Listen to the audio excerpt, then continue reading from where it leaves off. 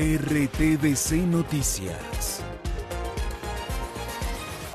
Este programa es para toda la familia. No contiene escenas de sexo ni violencia. Los menores deben estar en compañía de los padres o un adulto responsable. Contiene sistema closed caption. Este programa fue financiado con recursos del Ministerio de las TIC.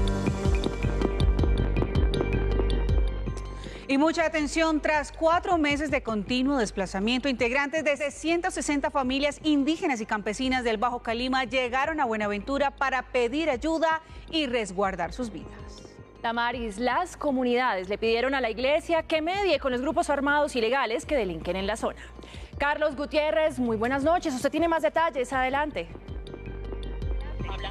Hola, muy buenas noches a usted y a los televidentes de RTVC Noticias. Información exclusiva que ha obtenido este medio de comunicación a través de la Arquidiócesis de Buenaventura. Se está próximo a llegar al distrito cerca de 500 personas entre campesinos, indígenas y comunidades afrodescendientes asentadas a lo largo del río San Juan, el mismo que divide a los departamentos de Chocó y Valle del Cauca. Esto debido a los fuertes combates que se vienen registrando desde hace ya varias semanas, varios meses, entre miembros de la disidencias de la FARC y miembros también del grupo ELN. Esto ha permitido que estas familias logren salir de las zonas para llegar al puerto sobre el Pacífico colombiano y van a ser recibidos en las próximas horas por parte de la Arquidiócesis de Buenaventura a través de la Pastoral Social. Allí se va a hacer un trabajo humanitario, primero que todo atenderlos a ellos, ofrecerle comida y también un refugio, pero dice el monseñor Rubén Darío Jaramillo que no alcanza toda la atención y toda la logística que se ha dispuesto en las últimas horas para atender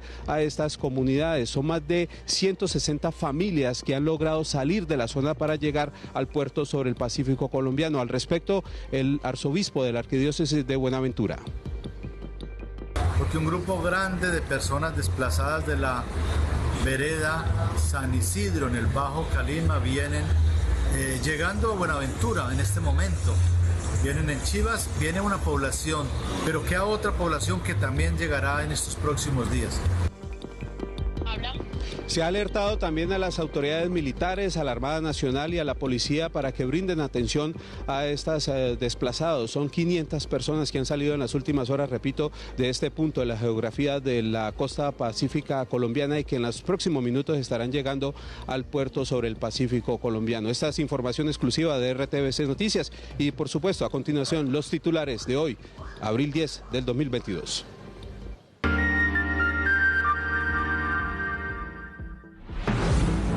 Ataque a patrulla militar en el Tarra. Un soldado murió en medio de hostigamientos. El ELN habría realizado el atentado. Capturado asesino de niña en Tolú. El cuerpo de la pequeña fue hallado en la casa del supuesto agresor. Lluvia sin tregua en Puerto Wilche, Santander. Aumentó el número de familias damnificadas. Hay 400 viviendas afectadas por inundaciones. Comenzó la Semana Santa en el país. Los colombianos asistieron puntuales a las ceremonias de bendición de Ramos y muchos se preparan para sus días de descanso. Esto aquí está lleno de gente, vean. Accidente de bus escalera en Salgar, Antioquia. Se volcó y cayó a un río. Una persona murió. Al parecer, el conductor perdió el control del vehículo. En el mundo, hay nuevo comandante de la campaña militar rusa en Ucrania. Presidente Zelensky dice que Rusia quiere afectar a toda Europa. Colombia empató con Venezuela en el Sudamericano Femenino Sub-20. Detalles en nuestra sección deportiva.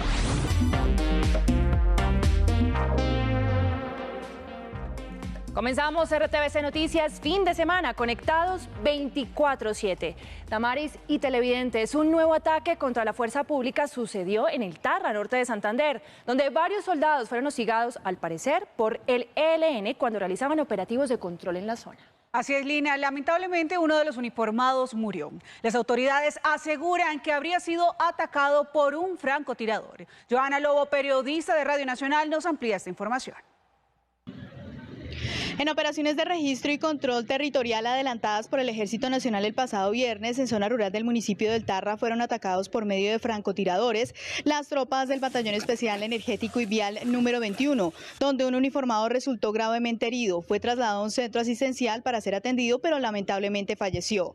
A través de un comunicado del Ejército lamentó este hecho e indicó que seguirán trabajando para dar con los responsables. Producto de esta acción criminal, un soldado profesional fue impactado por parte del grupo armado organizado ELN Frente Héctor en una acción vil y cobarde que transgrede los derechos humanos.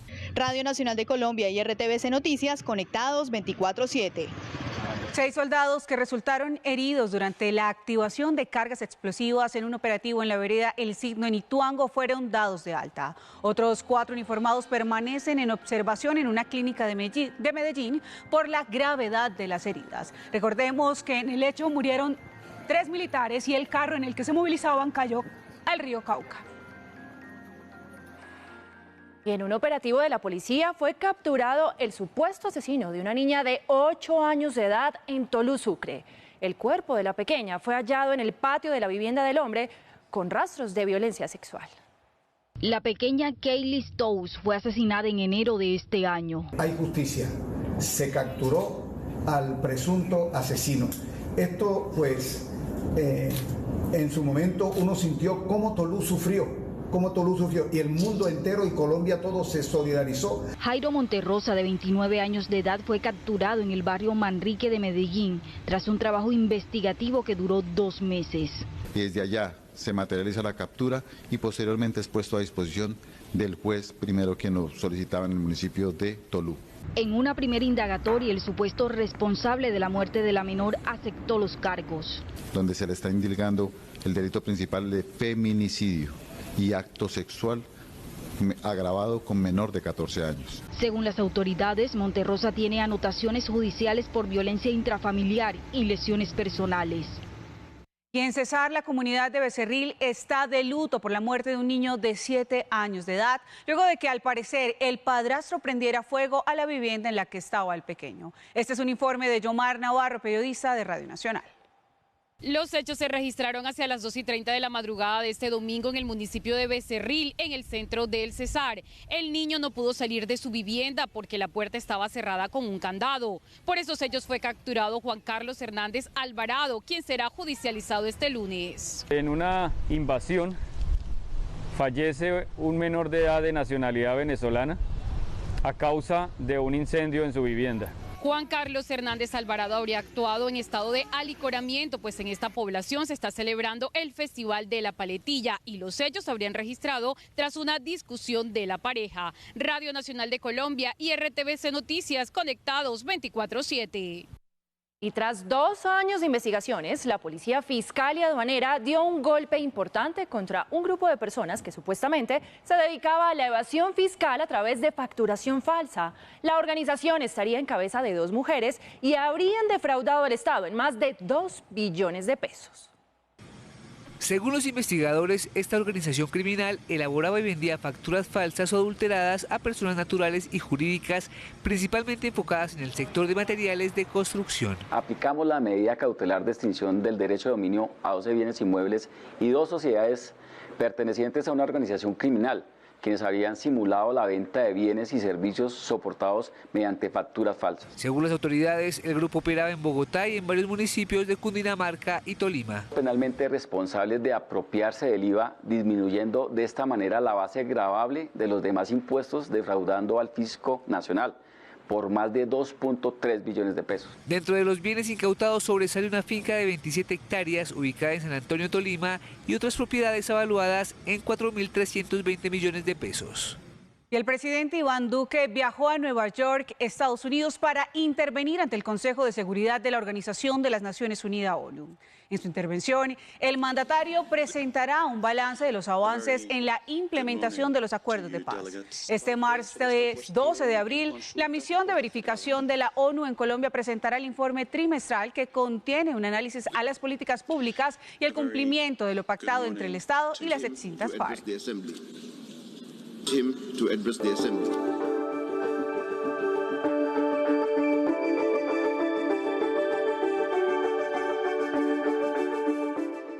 Y con el Domingo de Ramos comenzó la Semana Santa, día en que se conmemora la entrada de Jesús a Jerusalén. En nuestro país, Damaris, la bendición de los ramos, signo de renovación de la fe en Dios, marca esta tradición.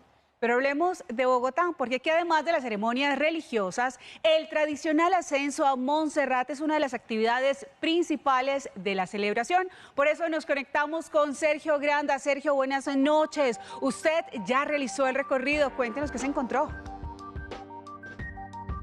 Hola Damaris, muy buenas noches. Pues observamos a cientos de familias que regresaron a estas ceremonias religiosas luego de 2 años de restricciones por cuenta de la pandemia del COVID-19. Hubo espacios para las peticiones relacionadas con salud, también con unidad familiar y hasta por la paz de Colombia. Miles de capitalinos, turistas nacionales y extranjeros ascendieron al Cerro de Monserrate en Bogotá con un doble objetivo: hacer deporte y participar de las celebraciones religiosas del Domingo de Ramos. A subir arriba del Señor a ver para que nos ayude, la salud, todo. Eduardo Parra llegó acompañado de su familia luego de 2 años de restricciones por cuenta de la pandemia. Lo mando a bendecir arriba en Monserrate y lo prendo en mi casa. ¿En tu casa? Por la petición que voy a subir. Para llegar hasta el santuario de Monserrate es necesario recorrer 2.350 metros por un empinado camino de escaleras. Omar Parra fue otro de los feligreses que nos encontramos en el ascenso. También a pedir para que salgamos adelante y sobre todo pues que no hay más guerra. Desde 1620 el Cerro de Monserrate ha sido lugar de peregrinación con una ermita. El actual santuario fue inaugurado en 1920. Uno subiendo con devoción y no lo que le pidan a nuestro Señor de aquí de Monserrate, el Señor caído, pues hay muchas bendiciones. Según el distrito, al cerro subieron casi 18.000 personas. Cerca del 80% lo hizo a pie por el sendero peatonal. En el nombre del Señor. La alcaldía y la arquidiócesis de Bogotá calculan que entre el Jueves Santo y el Domingo de Resurrección, Monserrate y el Cerro de Guadalupe serán visitados por cerca de 60.000 personas al día. El día de mañana y el miércoles estará habilitado el sendero peatonal de 4 de la mañana a 1 de la tarde. El día martes estará cerrado el sendero peatonal por razones de mantenimiento y los días santos, jueves, viernes, sábado y domingo estará habilitado desde las 5 de la mañana hasta el mediodía, así que tenga en cuenta estos horarios por si desea visitar el sendero o el Cerro de Monserrate durante esta Semana Santa. Esta es la información que tenemos desde el centro oriente de la ciudad. Continúen ustedes con más información. Sergio Grandas para RTVC Noticias Conectados 24/7. Sergio, muchísimas gracias por la información y seguramente habrá bastante afluencia de feligreses. Por otro lado, en varias partes del país, los creyentes asistieron a la ceremonia de bendición de los ramos. Las autoridades definieron planes estratégicos para que la jornada no tuviera inconvenientes. Información desde nuestras regiones. En el departamento del Cauca, concretamente en la ciudad de Popayán, volvieron las procesiones de la Semana Mayor, luego de 2 años de prohibiciones de actividades presenciales como consecuencia de la pandemia del COVID-19. En la procesión del Domingo de Ramos se dieron cita a más de 5.000 personas en el centro de la ciudad blanca del país. Con poca asistencia de feligreses se vieron hoy Domingo de Ramos algunos templos e iglesias aquí en la ciudad de Cali. Las personas que asistieron a estos sitios religiosos sí respetaron los protocolos de bioseguridad. En la ciudad de Pasto transcurrió con normalidad este Domingo de Ramos. En las diferentes parroquias se desarrollaron procesiones. Se destaca la no utilización de plantas que atentaban contra el medio ambiente. En la capital antioqueña, las autoridades calculan una derrama económica de 24 millones de dólares con una ocupación cercana o superior al 70%. Se estima que más de 27.000 turistas llegarán a la ciudad de Medellín y a los municipios del Valle de Aburrá. Barranquilleros y atlanticenses celebraron el Domingo de Ramos. Desde muy temprano, los feligreses agolparon en la Plaza de la Paz, donde el arzobispo de la ciudad, Pablo Emiro Salas, bendijo los ramos, que en esta oportunidad fueron plantas ornamentales para evitar el uso de la palma de cera. Posteriormente se dirigieron a la Catedral María Reina, donde se dio inicio a la homilía. Y seguimos en Barranquilla porque allí más de 400 puestos de venta de pescado de la plaza de mercado fueron desinfectados por las autoridades de salud. Durante las visitas fue verificado el almacenamiento, la refrigeración y las condiciones higiénicas de pescados y mariscos, cuyo consumo aumenta en Semana Santa. Asimismo, 1.000 vendedores recibieron información sobre buenas prácticas de higiene para la manipulación de alimentos. Y en Semana Santa miles de viajeros entran y salen de Valle del Cauca. Las autoridades calculan que durante la Semana Mayor se movilizarán cerca de 420.000 personas por las carreteras del departamento.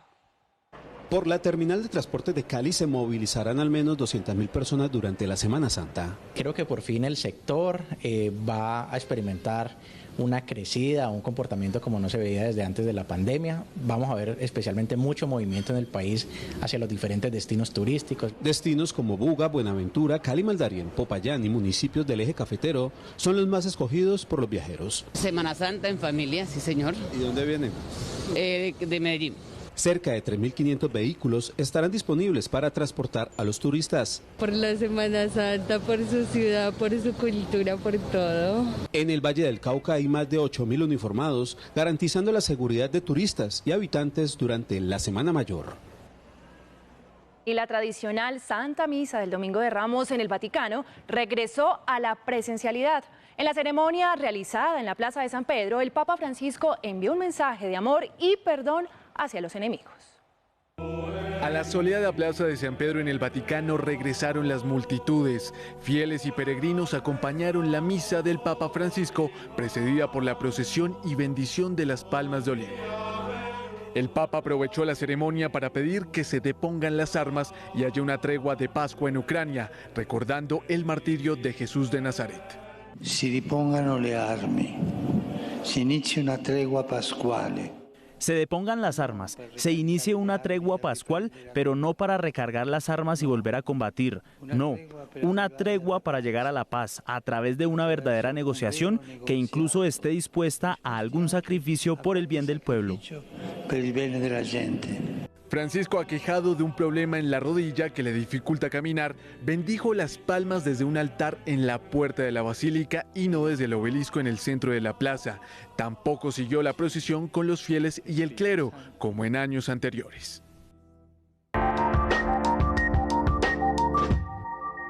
7:16 de la noche en la vereda Los Andes de Salgar, Antioquia, un bus escalera cayó a una quebrada. En el accidente una persona murió, 33 más quedaron heridas y hay una persona desaparecida. El bus escalera que salió de la vereda La Yaruma se dirigía hacia la zona urbana de Salgar. Por información de la ES Hospital San José, ingresan 34 pacientes a la institución, de los cuales uno fallece y 6 fueron remitidos a hospitales de mayor complejidad. En medio del recorrido, al parecer, el conductor perdió el control del vehículo, se volcó y cayó al río Barroso. Los pacientes fueron remitidos a diferentes centros asistenciales en la ciudad de Medellín con diagnósticos de trauma cerrado de abdomen, trauma cerrado de tórax, trauma craneoencefálico, fracturas costales y fracturas de miembro superior e inferior. Las personas heridas fueron trasladadas al Hospital San José de Salgar. Y sigue aumentando el número de familias damnificadas por el desbordamiento del río Magdalena en Puerto Wilches, Santander. Las autoridades informaron que hay cerca de 400 viviendas afectadas por las inundaciones. En medio de las aguas del río Magdalena, decenas de animales viven la crisis que deja la ruptura de un jarillón en el sector de Vuelta Perico, en Puerto Wilches. Y sacando el ganadito, vea. Las calles de corregimientos como Sitio Nuevo quedaron completamente tapadas, pues lo que era tierra firme parece una extensión del río, ya que el jarillón tiene 2 aberturas, una de 40 y otra de 20 metros. La inundación esta deja mucha gente damnificada, muchas culeras también salen, los animalitos también siempre se han muerto. Sin embargo, las autoridades avanzan en las obras para evitar que se sigan presentando mayores daños. Las obras para la mitigación del riesgo en ese sector están en un 95%.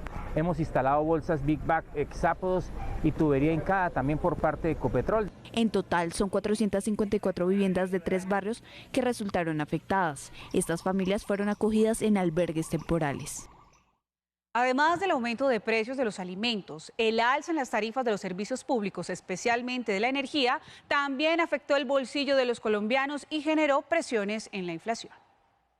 El costo del agua, electricidad, gas y algunos combustibles aumentaron 4,3% entre marzo de 2021 y marzo de este año. Sin embargo, las tarifas del servicio de energía subieron por encima de ese promedio a 14,6%.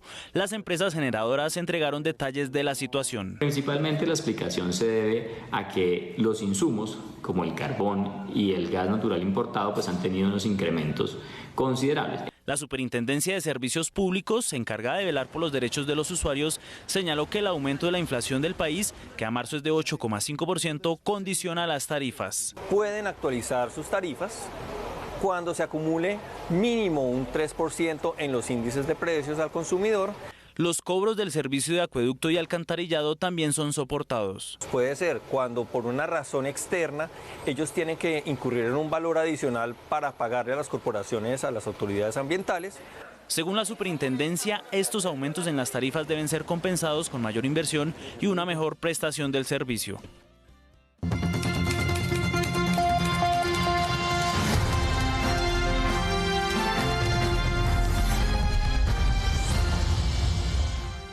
Comenzamos Colombia en elección 2022 con las actividades de los candidatos a la presidencia. Ellos aprovecharon el Domingo de Ramos para pedir por sus campañas y para hablar con los feligreses.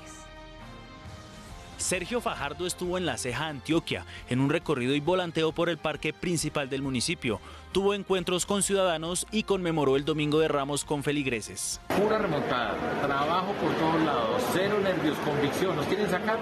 No nos van a sacar. Después de su visita al corregimiento Santa Clara en la Sierra Nevada de Santa Marta, Ingrid Betancourt viajó a los municipios Palmar de Varela y Sabaneta en Atlántico, en donde habló con víctimas del conflicto armado. Federico Gutiérrez le pidió a la Procuraduría investigar las denuncias sobre el ingreso de dinero público de Medellín a otras campañas y habló sobre su peculiar corte de cabello. Pues me motilé un poquito, qué talento. Pero siempre el mismo. Hoy tocó, sí, claro. Voy donde hice y la me motilé ahí un poquito. John Milton Rodríguez asistió a iglesias cristianas para hablar con los creyentes y tuvo una actividad de volanteo en el norte de Bogotá. Gustavo Petro recordó a través de redes sociales el discurso de igualdad que dio en Neiva y se refirió a los resultados electorales en Francia. Por simple sectarismo, Mélenchon no pasaría a la segunda vuelta por simples decimales. El daño a la humanidad es enorme. Enrique Gómez asistió a una eucaristía en la iglesia principal de Susa, en Cundinamarca. Posteriormente participó en una sembratón organizada por la alcaldía del municipio. Los candidatos Rodolfo Hernández, Luis Pérez sostuvieron agendas privadas o no realizaron actividades públicas de campaña antes de esta emisión.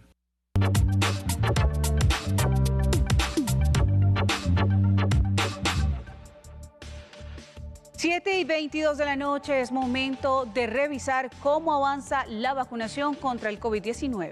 En el país han sido aplicadas 81.603.000 dosis. 35.071.761 personas ya tienen el esquema completo con 1 y 2 dosis. Y terceras dosis han sido aplicadas 6.379.476. Ahora revisemos las cifras de la pandemia. Hoy fueron reportados, ojo con esto, 297 casos nuevos. 6 personas perdieron la vida a causa del COVID y en total hay 3.628 casos activos en Colombia. Por otro lado, les contamos que en Brasil fue detectado el primer caso de la nueva variante de Omicron, conocida como XE. Ya se ha expandido a países como India, Israel y Tailandia. La Organización Mundial de la Salud indicó que la pandemia no ha terminado y que las restricciones deben continuar. El nuevo caso de la subvariante fue detectado en Sao Paulo, Brasil. Según la Organización Mundial de la Salud, es 10% más contagiosa que la variante Omicron, porque es una combinación de la mutación original de Omicron y el sublinaje dominante de Omicron silenciosa. A pesar de la reducción de las medidas en algunos países, la pandemia no acaba. En China, debido al confinamiento, hay escasez de alimentos. Los campesinos no han podido sacar sus productos de los cultivos. En Colombia, el Ministerio de Salud indicó que por ahora no serán retiradas las medidas de la emergencia sanitaria. Es necesario evaluar cuánto tiempo vamos a estar en ese canal endémico, el umbral aceptable y también el contexto mundial. Aún hay países que mantienen la emergencia sanitaria, dado que la Organización Mundial de la Salud no ha dado indicaciones de que esté cerca de limitarla. Según el gobierno, la extensión de la emergencia sanitaria irá por ahora hasta el 30 de abril.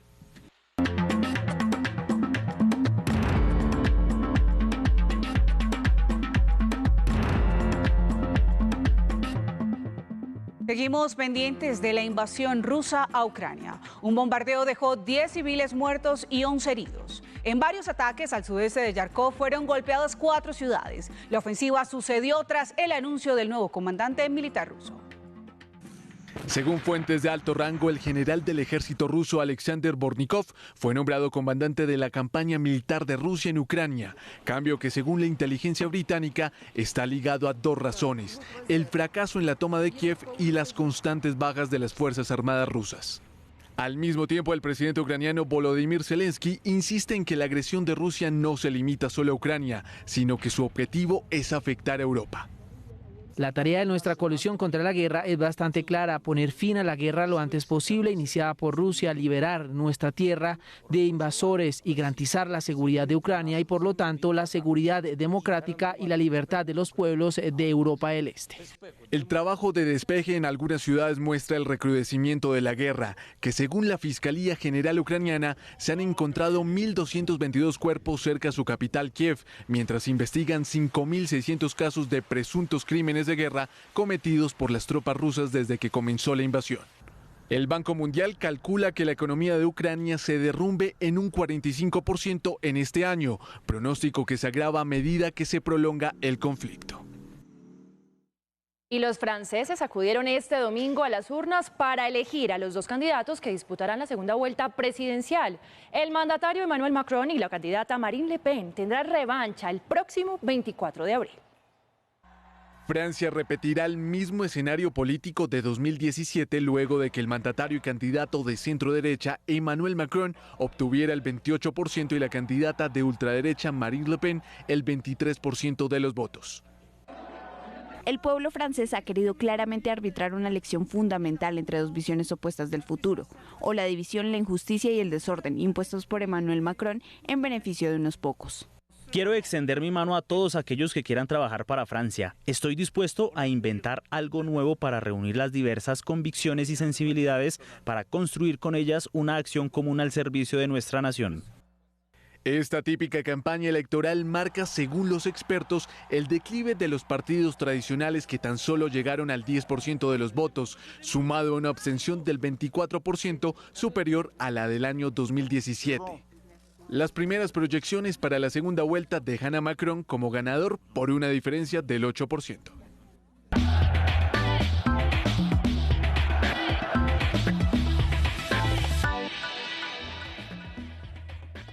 Hola, hola, ¿qué tal? ¿Cómo están? Bienvenidos a toda la información deportiva. Comenzamos hablando de la selección Colombia femenina sub-20, justamente en el partido que terminó hace unos minutos y se vivió acá por Señal Colombia frente a Venezuela. Vamos a repasar lo que sucedió en un encuentro bastante parejo, donde Colombia venía justamente de empatar contra Argentina 0-0 y necesitaba la victoria. Todo comenzaba acá, una corrida larga, fantástica de Gisela Robledo y adentro, qué golazo. Colombia ganaba al minuto 51 y parecía que eran los primeros 3 puntos para el equipo de Carlos Paniagua, pero el pero siempre está presente. Pelota quieta y aparece acá Kimberly Campos. Nada que hacer para la arquera Natalia Giraldo.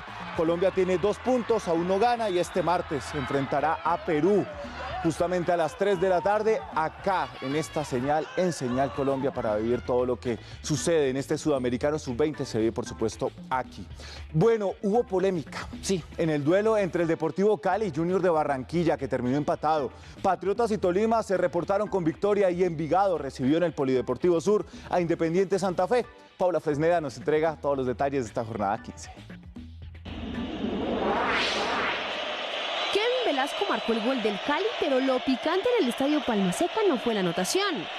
Fueron las palabras de Teófilo Gutiérrez a Miguel Borja. El delantero le contestó con el gol del empate al minuto 92. La verdad que me emociona mucho ver el esfuerzo que tuvieron y eso demuestra el compromiso que tienen. Pareció complicado al inicio, pero Tolima y Andrés Ibargüen resolvieron en 5 minutos el partido que los tiene prácticamente clasificados a cuadrangulares. Sacamos este partido adelante, un partido que estaba embolatado en el primer tiempo. Nuestros muchachos bregaron, se preocuparon por clarificar las cosas. Con este gol solitario de Darwin López al minuto 71, Patriotas venció a Unión Magdalena en Santa Marta. Polideportivo Sur, Envigado hizo respetar la localía y con un gol de Wilder Guisao al minuto 55, el equipo naranja le ganó a Santa Fe en la fecha 15 de la Liga Colombiana. Bueno, dejamos el fútbol por un momento y hablamos de tenis porque hoy se disputó en el Country Club de Bogotá la final de la Copa Colsanitas que dejó a la alemana Tatiana María como nueva campeona. Vamos a repasar lo que sucedió. Fue un partido bastante fácil para la alemana, que por cierto se convirtió en la primera ganadora en este WTA 250 de Bogotá que viene de ese país. El primer set que terminó 6-3, el segundo 4-6 y finalmente 6-2. No lo podía creer. Tatiana María, que le ganó a Laura Pigossi de Brasil. Por cierto, la ganadora se encontraba más allá del puesto 220 y mañana amanecerá en la casilla 115 de la WTA. Impresionante, apenas su segundo WTA que gana esta alemana. Bueno, vamos con goles rápidamente, con lo que sucedió con varios colombianos que se reportaron, sobre todo en el fútbol argentino, porque allí aparece él, sí, todos lo conocemos, Juan Fernando Quintero, para marcar el tercero en la victoria de River Plate, 4-2 frente a Argentinos Juniors. Muy bien por el 10, y otro 10 también desde el punto blanco, como Edwin Cardona, para darle la victoria a Racing, su nuevo club, el ex Boca, el ex Nacional, ex Santa Fe, entre otros. Le ganaron 1-0 a Platense. Y el Sassuolo le ganó al Atalanta, pero rescatamos esta anotación, el único gol del Atalanta, que perdió 2-1 de Luis Fernando Muriel. Por cierto, Duván Zapata volvió a ser titular y jugó los 90 minutos. El delantero y amigo también de Luis Fernando Muriel. Bueno, y cerramos también con Mateo Casierra, el ex Cali, ex Ajax, que chilena, espectacular. Actualmente está jugando en el Sochi y le ganó 2-1 a el UFA Fútbol Club. Hasta acá los deportes.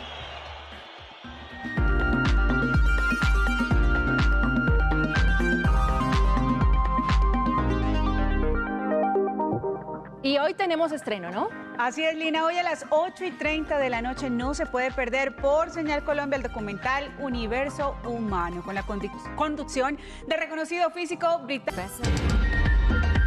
RTBC Noticias, emisión fin de semana. A continuación, conectados con Álvaro García. Este programa es para toda la familia. No contiene escenas de sexo ni violencia. Los menores deben estar en compañía de los padres o un adulto responsable. Contiene sistemas